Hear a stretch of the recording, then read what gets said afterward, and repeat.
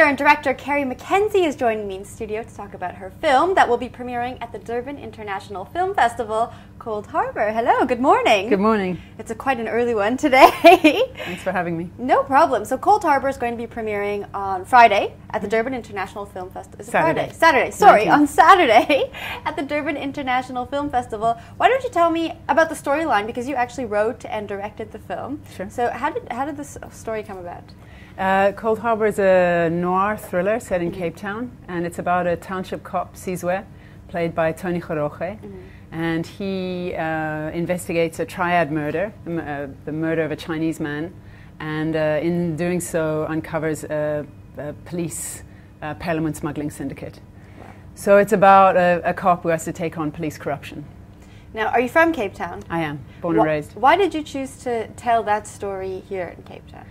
I came across like shreds in the news about these syndicates, and I also was out jogging between St. James and Muizenberg and saw a man's leg on the rocks. What? And it was a leg with a sock, and some cops, and trying to figure out what was going on. And this just got me thinking about, what if a body turns up and it's somebody foreign, and there's no record of who he is or where he's come from, and how that unravels. What did you feel in that moment when you saw a leg lying on the ground? It's very disconcerting. Yeah.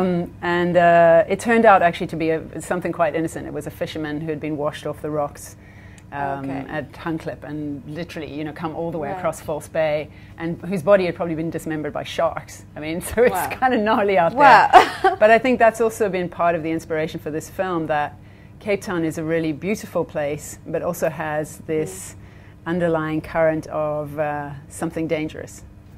Now, do you hope to shine light on some of the issues that we experience here in South Africa for the international audiences who see? Absolutely. I mean, I think corruption is an international issue. I don't think it's a problem that's unique to South Africa. So my approach is really to try and tell a universal story by doing something very particular and hopefully authentic to Cape Town. Now, it's quite a dark film. Do you kind of get into those dark moments when you're writing it, when you're on set? What's the mood on set when you're filming something like this? We had a really special atmosphere on set. We have an amazing cast. We have Tony Goroge, Fana Makwena, Thomas Gumede, who always lightens the atmosphere, and we had Zolani Mahola. So, and the crew was just incredibly committed. We were making a low-budget action movie, effectively, which should be a contradiction in terms.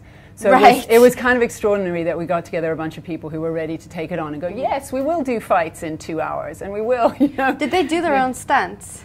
Tony did his own stunts, which was great. I mean, he was very physically committed to the role. He has a history as a boxer, so he trained with a Dragon Power with Quinton Chong, with whom he has a fight. But to answer your question, I think the film's really atmospheric, and yes, it's dark. I think it's a noir, and that's all about this sense of alienation and about going into the dark heart of the city. But in terms of our experience making it, it was just really strong, collaborative. I had huge amounts of fun, but challenging, obviously. Now, for people who haven't seen a noir film, what can they expect to experience when seeing this movie? A noir hero is usually somewhat morally compromised in himself, and it's classically it's about temptation, and there's usually a femme fatale. So it's kind of on one level an Adam and Eve story, that Eve has the apple and come this way and knowledge, and you will get the money or whatever that thing is. And we have that. Tony plays opposite Chinese actress Yunnan, and she's the femme fatale.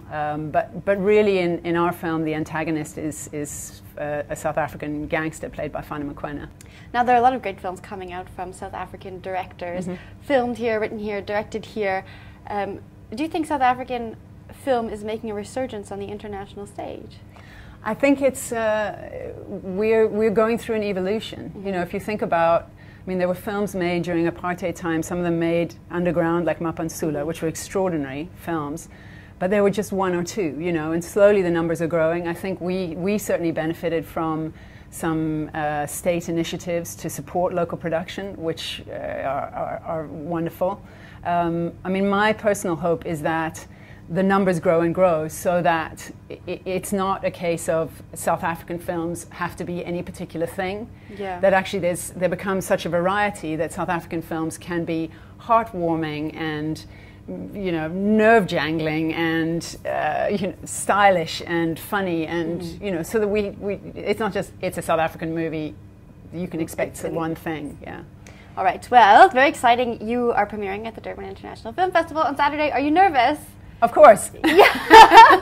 This is your first feature film that you've directed. It is. I've made a feature documentary a while ago, but this is the first feature. Yeah. So, where did the nerves come from? What are you anticipating what the audience will think? Very, very few people have seen the film at this point, so I don't really know how people will respond. We're doing something that hasn't been done. You know, no one's done a genre film of this sort in South Africa. I mean, my idea was I wanted to make a hero who was sexy, cool, and dangerous, like a classic kind of Steve McQueen, you know, a hero in the Jamie Foxx model, and we don't have that. We don't have a national cinema hero like that.